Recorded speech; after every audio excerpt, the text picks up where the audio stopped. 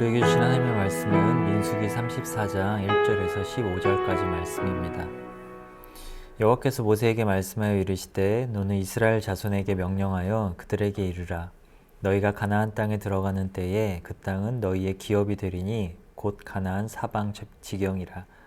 너희 남쪽은 에돔 곁에 접근한 신광야니 너희 남쪽 경계는 동쪽으로 여매 끝에서 시작하여 돌아서 아그라빔 언덕 남쪽에 이르고 신을 지나 가데스바네아 남쪽에 이르고 또 하살아다를 지나 아스몬에 이르고 아스몬에서 돌아서 애굽 시내를 지나 바다까지 이르느니라. 서쪽 경계는 대해가 경계가 되나니 이는 너희의 서쪽 경계니라. 북쪽 경계는 이러하니 대해에서부터 호르산까지 그어라. 호르산에서 그어 하맛 어기에 이르러 스닷에 이르고 그 경계가 또 시브론을 지나 하사레난에 이르나니 이는 너희의 북쪽 경계니라. 너희의 동쪽 경계는 하사레난에서 그어 스밤에 이르고 그 경계가 또 스밤에서 리블라로 내려가서 아인 동쪽에 이르고 또 내려가서 긴네렛 동쪽 해변에 이르고 그 경계가 또 요단으로 내려가서 여매에 이르나니 너희 땅의 사방 경계가 이러하니라. 모세가 이스라엘 자손에게 명령하여 이르되 이는 너희가 제비 뽑아 받을 땅이라. 여호와께서 이것을 9지파 반쪽에게 주라고 명령하셨나니 이는 르벤 자손의 지파와 갓 자손의 지파가 함께 그들의 조상의 가문에 따라 그들의 기업을 받을 것이며 므낫세의 반쪽도 기업을 받았음이니라. 이 두 지파와 그 반 지파는 여리고 맞은편 요단 건너편 곧 해돋는 쪽에서 그들의 기업을 받으리라. 아멘. 이 말씀을 가지고 신실한 발걸음이란 제목으로 말씀 전하도록 하겠습니다. 오늘 본문은 약속의 땅의 경계선에 대한 이야기를 다루고 있습니다. 여기서 두 가지를 살펴볼 건데요. 첫 번째는 신실하신 하나님입니다.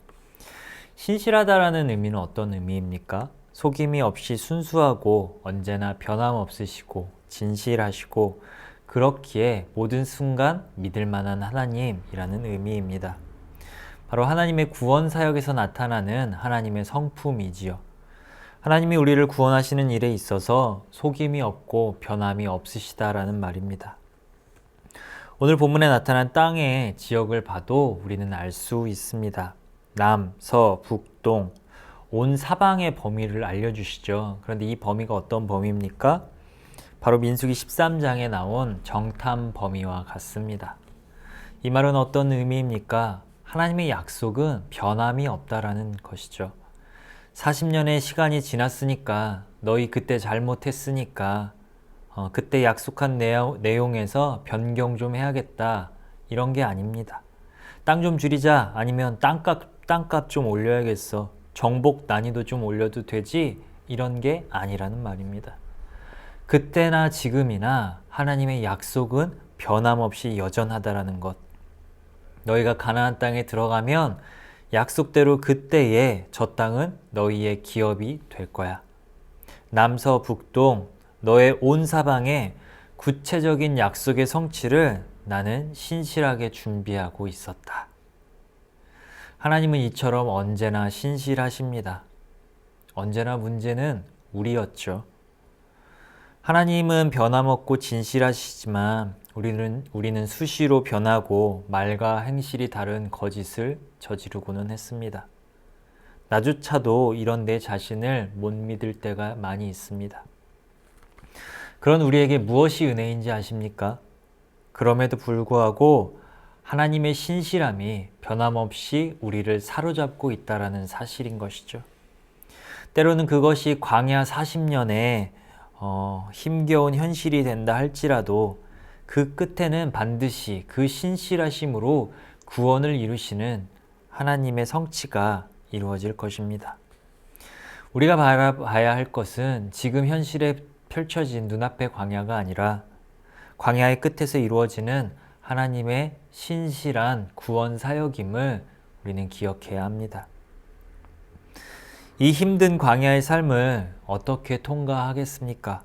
끊임없이 찾아오는 그 두려움과 염려를 우리가 어찌 감당할 수 있겠습니까? 우리에게는 답이 없습니다. 오직 하나님에게만 답이 있습니다. 우리가 할 일은요, 그저 그 신실한 약속을 붙잡는 것이죠. 어떤 약속을 붙잡고 계십니까? 약속이 있으시다면 그 약속이 성취될 수 있게 해달라고 기도해야 할 것이고요.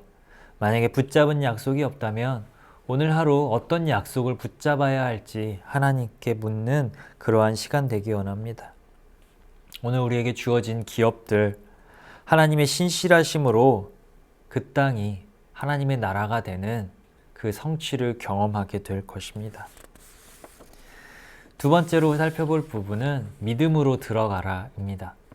그런데 여기서 중요한 것이 한 가지 있습니다. 약속만 붙잡고 가만히 있어서는 안 된다라는 것이죠. 이스라엘은요, 40년간 그 자리에 머물러 있지 않았습니다. 약속의 성취를 위하여 끊임없이 옮겨 다녔어요. 신실하신 하나님을 믿기 때문에 주님이 가라 하시면 갔고 멈춰라 하면 멈춰 섰습니다. 그렇게 살아왔기 때문에 오늘 다시 한번 약속의 성취를 눈앞에 두고 있는 것이죠. 지금도 그렇습니다. 약속의 말씀을 받기만 하고 이스라엘 백성이 그 자리에 머물러 있으면 결코 그 땅을 차지할 수 없습니다. 오늘 본문 2절 말씀, 너는 이스라엘 자손에게 명령하여 그들에게 이르라. 너희가 가나안 땅에 들어가는 때에 그 땅은 너희의 기업이 되리니 곧 가나안 사방 지경이라. 아멘. 언제라고요? 우리가 발을 떼서 가나안 땅으로 들어갈 그때에 그 약속의 성취가 이루어지는 것입니다. 40년 전 그때는 저들은 거인이고 우리는 메뚜기로 보였습니다. 40년 지나고 왔으니 저 거인들이 일반인쯤 됐을까요? 저들은 약해졌고 우리는 강해졌을까요? 아닙니다. 변한 것은 아무것도 없습니다. 변한 것은 단 한 가지, 믿음이 변했죠. 믿음의 눈으로 바라보는 것이 달라졌습니다. 하나님의 말씀하신 이 구체적인 삶의 영역이 반드시 성취될 것이라는 믿음.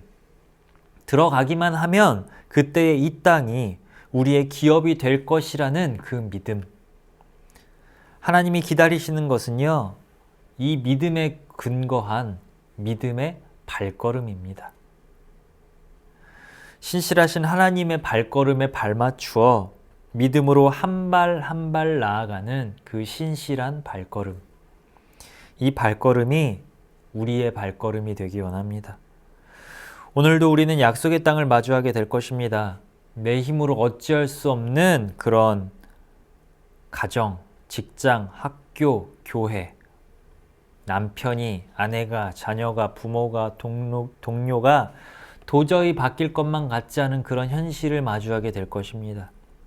직장에 있는 수많은 문제가 해결될 기미가 보이지 않을 수도 있습니다. 예, 그렇게 보일 수 있습니다.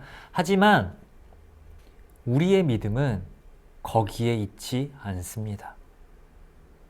우리의 믿음은 세상의 거짓이 아니라 신실하신 하나님의 말씀에 있습니다. 너의 온 사방을 둘러싼 그 땅을 우리에게 준다고 약속하셨습니다. 주님이 약속하셨으면 그분의 신실함으로 인하여 반드시 성취될 것입니다. 오늘 하나님께 뭐라고 고백하시겠습니까? 이스라엘이 40년 전 과거의 잘못을 반복해서는 안 되겠죠. 우리도 마찬가지로 과거의 잘못을 되풀이하지 않았으면 좋겠습니다. 믿음으로 그 치열한 전투의 현장에 들어가기 원합니다. 우리의 발걸음이 신실한 하나님의 발걸음 그 자체가 되기 원합니다. 예, 주님, 신실하신 하나님을 믿습니다. 그 믿음으로 나아갑니다. 나머지는 주님께서 책임져 주십시오. 그 고백과 그 발걸음이 하나님의 일하심을 경험하게 만들 것입니다. 믿음으로 선포하며 나아가는 온기도의 시간이 되기 원합니다. 어디로, 누구에게로 믿음의 발걸음을 내디뎌야 하는지 묻고 순종하는 신실한 발걸음의 하루가 되기 원합니다. 기도하시겠습니다. 하나님, 당신은 신실하신 하나님이십니다. 어제나 오늘도 내일도 변함없으신 하나님의 그 신실하신 그 약속의 성취하심을 믿고 나아가게 하여 주십시오. 오늘도 수많은 문제 앞에 우리의 발걸음이 걸릴 수 있습니다. 하지만 그것을 보고 도망치지 않게 하시고 믿음으로 한 발 한 발 전진하는 오늘 하루 되게 하여 주십시오. 그래서 우리의 발걸음 가운데 신실한 하나님의 발걸음이 드러나게 하여 주시고 온 세상 가운데 그 발자취가 새겨질 수 있도록 오늘 하루 이끌어 주시옵소서. 예수님의 이름으로 기도드립니다. 아멘.